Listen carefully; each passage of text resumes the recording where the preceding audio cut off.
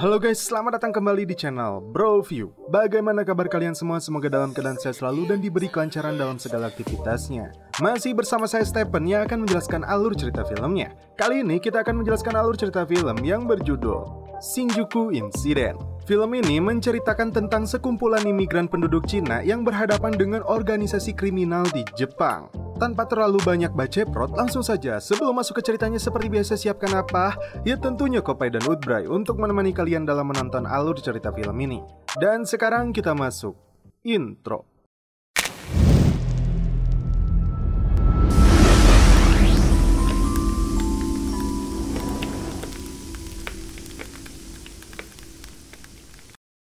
Film diawali dengan diperlihatkannya seorang polisi yang melihat orang-orang yang terdampar di tepi pantai. Terlihat di belakangnya sebuah kapal yang karam. Namun ketika polisi itu mencoba menghampirinya,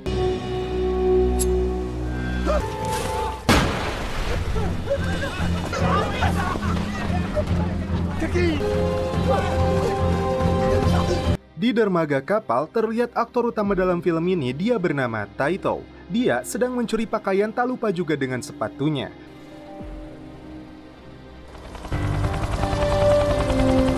Di malam harinya, diberitakan bahwa kapal yang sebelumnya karam bermuatan imigran ilegal. Taito melanjutkan perjalanannya untuk mencari tempat singgah sementara. Namun di tengah perjalanan ada razia Satpol. Target yang mereka incar adalah PSK. Taito pun berinisiatif untuk cosplay menjadi Terenggiling. Cerita flashback ketika Taito masih di Tiongkok.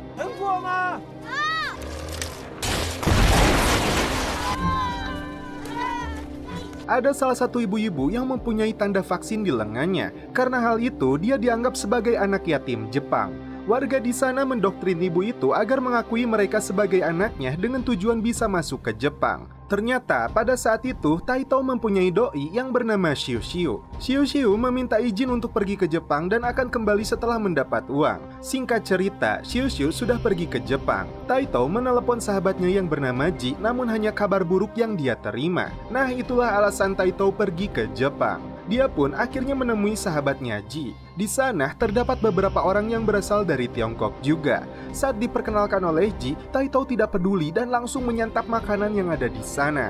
Setelah itu, mereka berdua pergi ke tempat pemandian umum. Di sana, mereka bertemu dengan 3 orang Yakuza. Gangster itu menyungging bahwasannya Tokyo semakin kacau karena banyak imigran. Lalu, Ji bercerita kalau Shiu Shiu pindah rumah setelah bibinya meninggal dan dia tidak dapat menemukannya. Di pagi harinya, Ji dan Taito mendapat pekerjaan untuk menyortir sampah. Tak lama kemudian, Taito melihat ada salah seorang yang mendapatkan harta karun. Dia bernama Hongki. Namun sialnya, inilah yang terjadi. Saat Taito dan beberapa orang lainnya membantu, mandor mereka melapor polisi. Karena mereka pekerja ilegal, otomatis mereka pun lari. Sebagai ucapan terima kasihnya, Hongki mentraktir mereka dan memberikan beberapa kartu telepon. Namun rupanya kartu telepon itu palsu dan hanya bisa digunakan di wartel. Hongki lalu bertemu kakak Taibo. Dia meminta 20 kartu lagi untuk diberikan kepada Ji.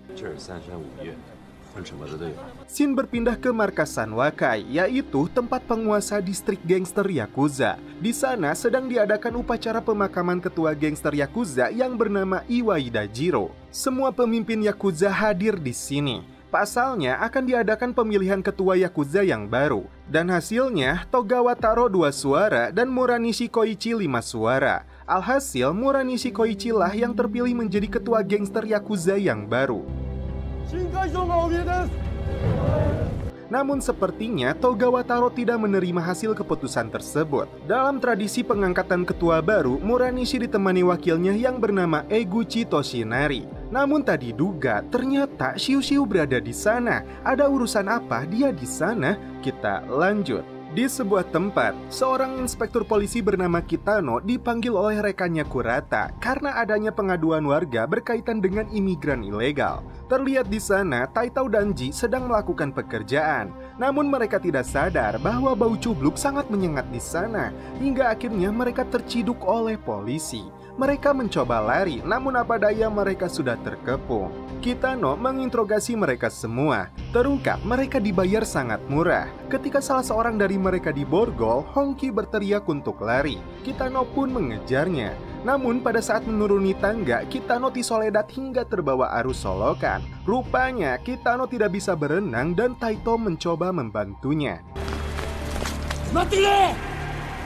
Dari momen inilah yang akan menentukan nasib keduanya. Di sebuah pasar, terlihat salah seorang rekannya sedang mencuri. Namun karena orang Jepang taat hukum, tidak ada penjaga di sana. Nah, hasil curiannya itu dijual ke black market. Saat makan malam, Ji menjelaskan bahwa yang berambut pendek adalah gangster Vietnam. Lalu ada yang gemulai dari Shanghai. Dan yang terakhir gangster dari Fujian. Si gendut ini memberitahu Taito bahwasanya hidup mereka penuh tipu daya untuk bertahan hidup. Seperti contohnya dia mempunyai kartu yang dapat menipu mesin. Di saat Taito sedang gegeroh piring, keluar seorang wanita cantik yang bernama Lily. Dia memberikan seonggok uang kepada Taito. Ketika Lily mengantarkan pria paruh baya yang mabuk, muncul beberapa preman jalanan mencegatnya.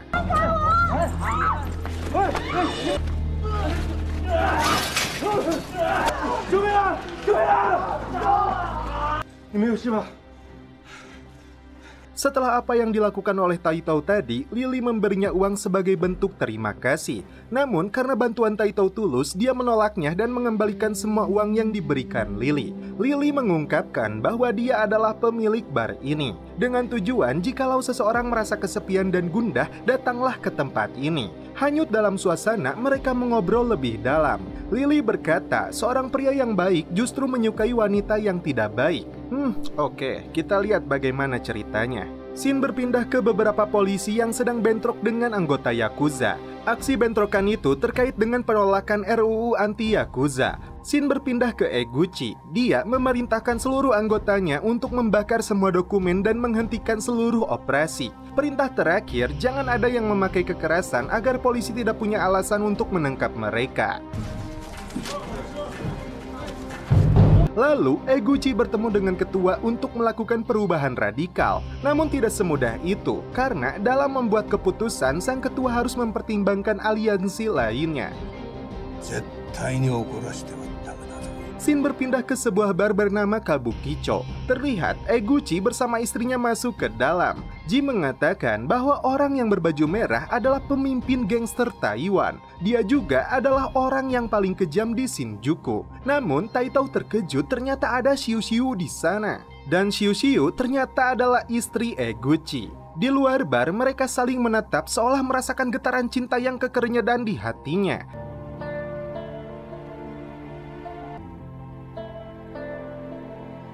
Sesampainya di rumah, Eguchi menyadari bahwa ada salah seorang yang memperhatikan istrinya. Awalnya, Xiu Xiu mengklarifikasi bahwa pria itu adalah teman sekampungnya. Di sini, Eguchi juga memberikan pernyataan bahwa dirinya menentang adanya diskriminasi terhadap orang Tionghoa. Salah satu anak buahnya yang bernama Nakajima seperti tidak setuju dengan pernyataan tersebut. Lalu, Eguchi memberikan izin jikalau suatu saat Xiu Xiu bertemu teman Tionghoanya lagi, jangan ragu untuk menghampirinya. Karena galau, Taito mabok tarik dilanjutkan dengan merental PSK untuk pelampiasannya. Sambil melakukan celepot, cerita flashback saat Taito memasuki Jepang. Terungkap di sini, sebetulnya Taito ingin masuk Jepang dengan legal, namun surat-suratnya jatuh, dan dia menyadari bahwa dirinya masuk ke Jepang melalui jalan yang tidak bisa kembali. Lalu, karena sudah terlanjur, dia bertekad akan mencari banyak uang dan melegalkan statusnya sebagai warga Jepang. Namun Ji tidak mempunyai nyali untuk hal tersebut. Dia hanya ingin gerobak untuk berjualan. Namun, keesokan harinya, Taito mendatangi kakak Taibo untuk coba memulai bisnis. Lalu Taito bersama rekan-rekannya menjual kartu itu dengan harga di bawah pasaran. Tidak cukup dengan jual kartu, Taito dan rekannya mencuri barang-barang antik. Dan terakhir, mereka membeli mesin judi, tapi sistem mesin itu mereka akali dengan chip yang ditanam. Dari hasil bisnis itu, mereka sepakat untuk membelikan Ji gerobak. Karena basicnya, Ji tidak ada nyali untuk masuk di dunia kejahatan.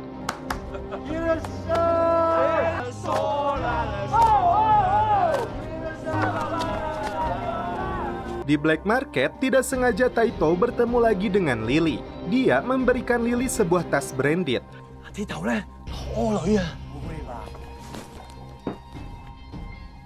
Ruang tamu terasa hangat dengan ramainya perbincangan. Namun ternyata empunya rumah muncul dan sosorongot. Dia mengancam akan lapor polisi karena kegaduhan mereka. Namun si kolot ini sepertinya Mr. Crab. Dia terdiam saat disogok jam tangan. Dan faktanya sebagian besar dari mereka tidak bisa bahasa Jepang. Lily pun menawarkan les bahasa untuk mereka secara gratis. Di tempat lain, Ji baru saja usai berjualan. Dia bertemu dengan seorang gadis PDKT-nya. Namun ternyata ayahnya tidak setuju dengan hubungan mereka. Dan ini yang dilakukan.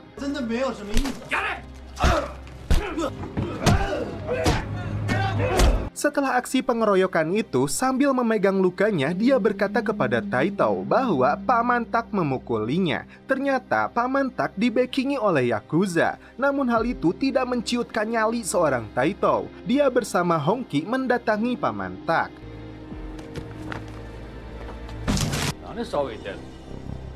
Taito ingin mengambil gerobak yang disita olehnya. Tadi duga rekan-rekannya datang membantu.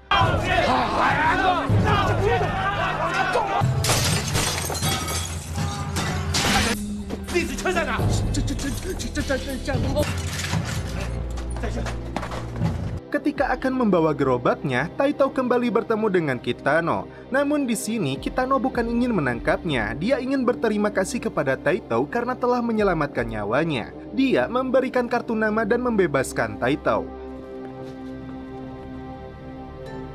Di samping itu, Gaoji, pemimpin gangster Taiwan, menemukan kecurangan di mesin judi milik Taito. Tak lama kemudian, Ji disuruh temannya untuk mengawasi mesin milik mereka. Sialnya, dia terjebak perangkap Gaoji. Alhasil, Ji disiksa habis-habisan olehnya.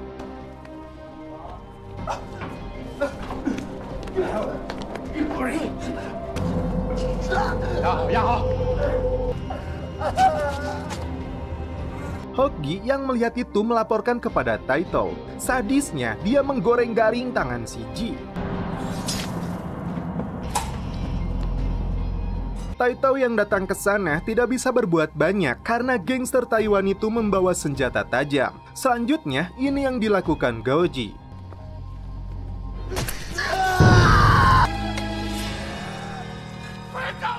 Kesedihan dan amarah bercampur aduk di sini.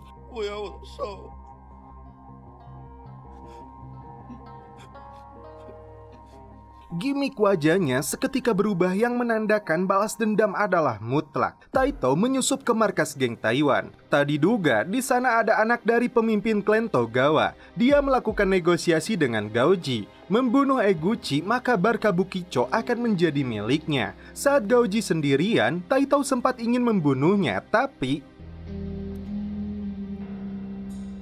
Gaoji mempunyai rencana yang berkaitan dengan Xiu-Xiu. Tak lama setelah itu, Eguchi pun tiba. Terjadilah sebuah percakapan yang isinya laporan tentang pendapatan Kabukicho. Di tengah percakapan,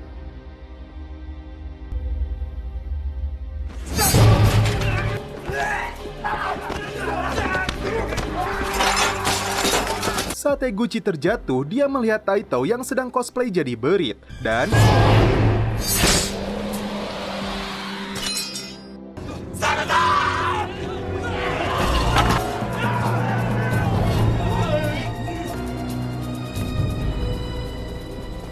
mereka berhasil kabur dan seperti biasa uang menjadi simbol ucapan terima kasih. Taito kembali menolaknya.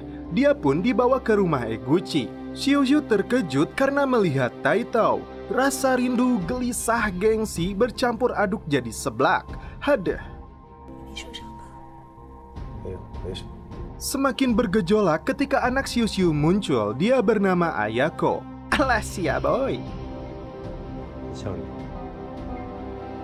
Terungkap nama Xiu-Xiu sekarang adalah Eguchi Yuko. Taito melalui Xiu-Xiu memberitahu Eguchi bahwa sebelum Gaoji mencoba membunuhnya, Togawa datang menemuinya. Eguchi meminta Taito untuk bekerja padanya. Berapapun bayarannya, dia akan bayar.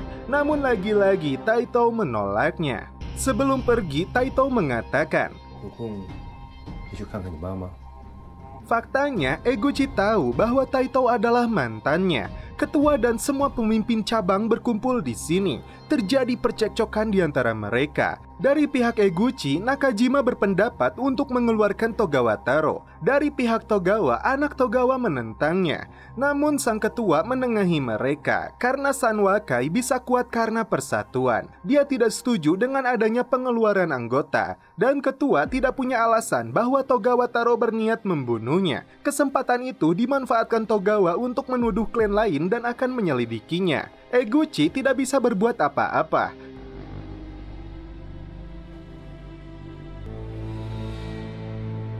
Kembali ke Taito yang sedang merawat Ji. Tak lama kemudian ada seseorang yang mencarinya.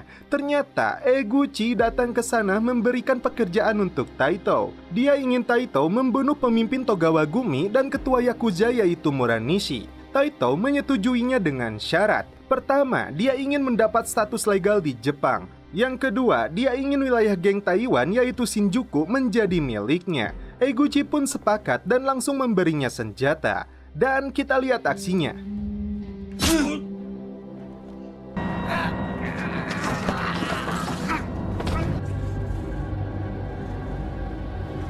Nakajima yang melihat berita kematian Muranishi menganggap klan Togawa yang membunuhnya. Alhasil ini yang mereka lakukan. Karena anak buah dari Togawa banyak yang tewas, sekarang giliran dia yang menyerang balik. Karena bentrokan itu, pemerintah ikut turun tangan. Di tengah puncak masalah ini, Togawa pun tewas di tangan Taito. Sekarang, pemerintah memberikan wewenang untuk Kitano menyelesaikan masalah ini. Di sebuah lokasi healing, para pemimpin klan datang untuk bertemu Karuhun Yakuza, dia bernama Tanaka. Tanaka menunjuk Eguchi sebagai ketua Sanwakai, dan Kyohei menggantikan ayahnya menjadi pemimpin Togawa Gumi. Dari kejauhan, Kitano melihat Taito berada di sana. Eguchi memerintahkan Nakajima untuk memberikan wilayah Shinjuku kepada Taito. Sepertinya di sini Nakajima tidak terima. Namun, dia pun tidak bisa menolak perintah ketua dan memberikan surat kekuasaan wilayah kepada Taito.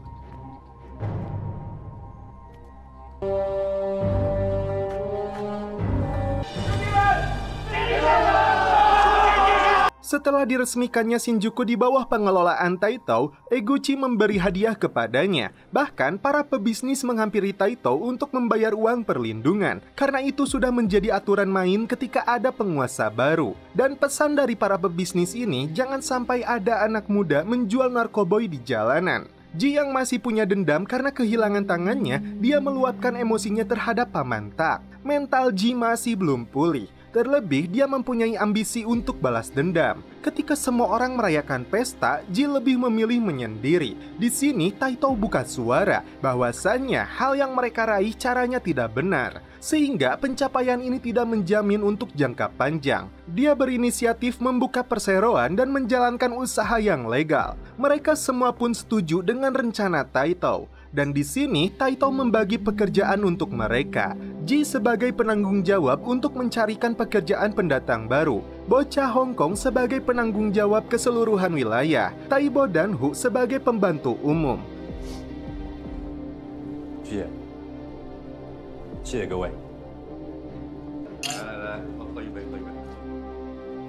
Setelah itu, ketika Taito berjalan, dia bertemu kembali Kitano. Kitano ingin memastikan Taito bukanlah penduduk gelap lagi.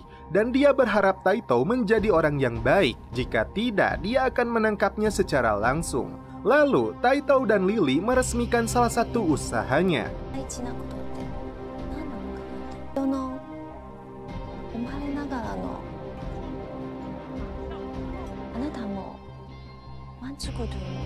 Di malam hari, tayangan berita mengemukakan bahwa ketika sekelompok orang membangun pasukan dan pasukan itu akan berubah jadi kekuatan. Dan kekuasaan akan mengubah seseorang dari pasif dan toleran menjadi agresif. Hingga akhirnya akan lepas kendali. Kalian tahu orang ini? Ya, dia adalah Ji yang berubah 360 derajat. Dia menjadi pemimpin kelompok anak muda yang tidak punya tujuan hidup. Dia juga sekarang menjadi pemakai sekaligus bandar narkoboy. Di sebuah acara mobil ngancul kayak di GTA, Ji menemui mantan PDKT-nya yang berada di sana. Namun cara pendekatannya sangat berbeda dengan sebelumnya. Sekarang Ji lebih agresif dan kasar. Bahkan Ji mengeroyok anak buah klan lain yang mencoba melawannya.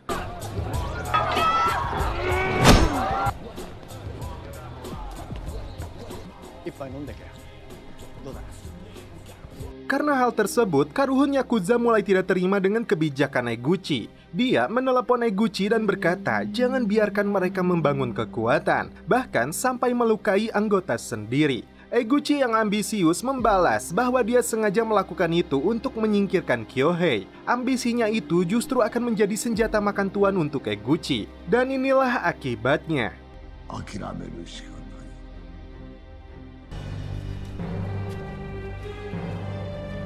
Kitano kembali menemui Taito. Dia memberi berkas terkait kekuasaannya di wilayah Shinjuku.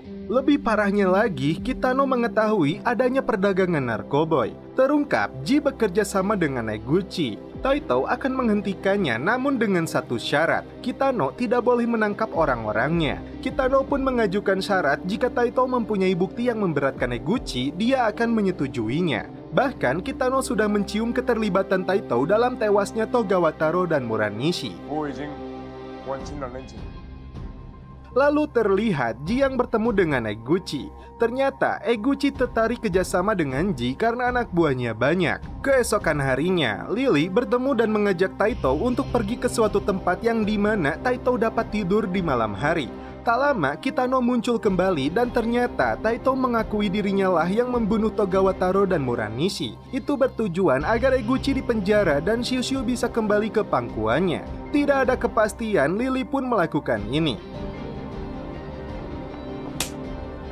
Di malam harinya, Gaoji bertemu dengan Nakajima. Mereka bekerja sama untuk mengambil alih Kabukicho kembali.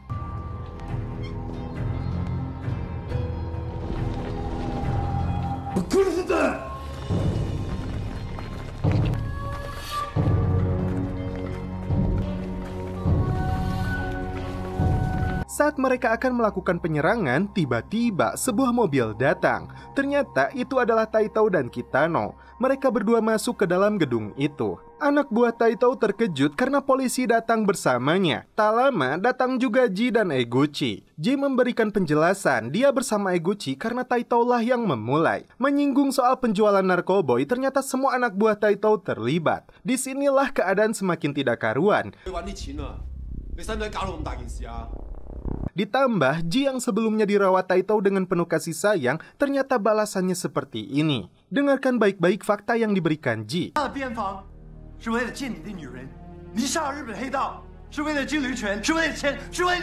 Di sini, Taito semakin dihakimi seolah dia tidak memperjuangkan anak buahnya. Setelah itu, ini yang terjadi.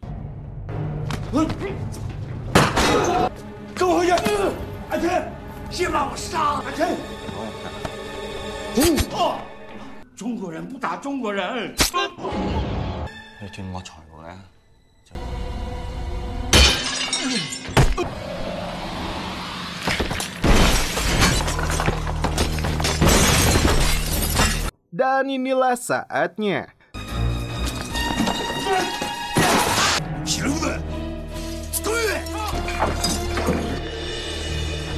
Ji dan anak buahnya mencoba menahan mereka di pintu akses masuk. Nyali dia kembali ciut saat melihat Gaoji.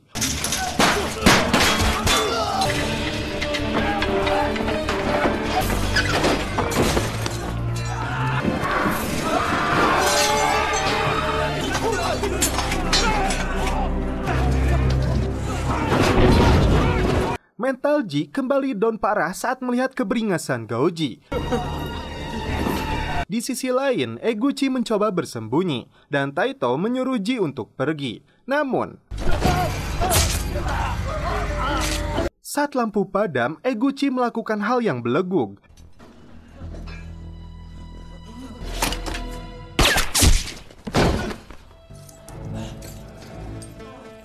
Sebelum Eguchi tewas, dia memberikan flash disk yang di dalamnya terdapat semua bukti kejahatan. Setelah itu, Eguchi pun tewas.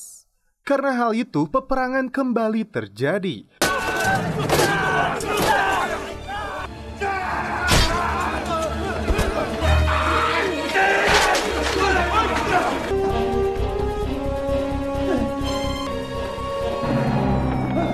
Polisi akhirnya berdatangan.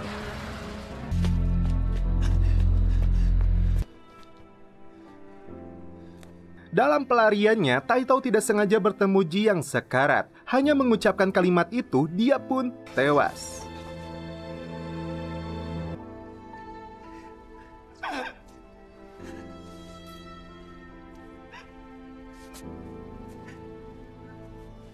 Lalu, Taito menelepon Shiu untuk memberi kabar bahwa Eguchi telah tewas. Sembari didengar Kyohei, Taito meminta bertemu di stasiun Okubo. Kyohei langsung menelepon Nakajima untuk segera ke stasiun Okubo. Kitano pun ditelepon Taito juga untuk pergi ke sana. Dan ini yang selanjutnya terjadi.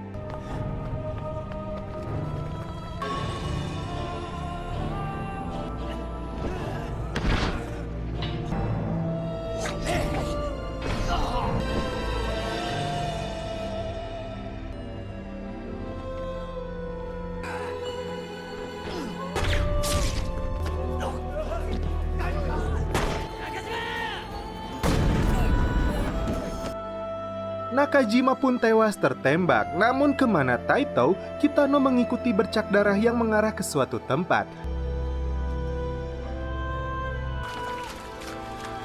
Dan ternyata Taito berada di aliran air yang sebelumnya tempat Kitano diselamatkan.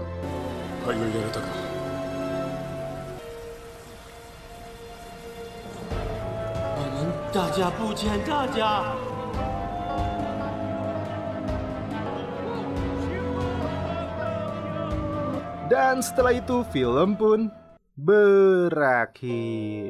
Oke guys, bagaimana menurut kalian alur cerita film dari Shinjuku Incident ini? Menurut saya, jalan cerita film ini cukup kuat. Moral yang disampaikan juga bagus. Intinya, orang yang paling baik pun kalau sudah punya kekuasaan di tangan pasti bisa gampang berubah. Kekuasaan. Prita, kopai dulu.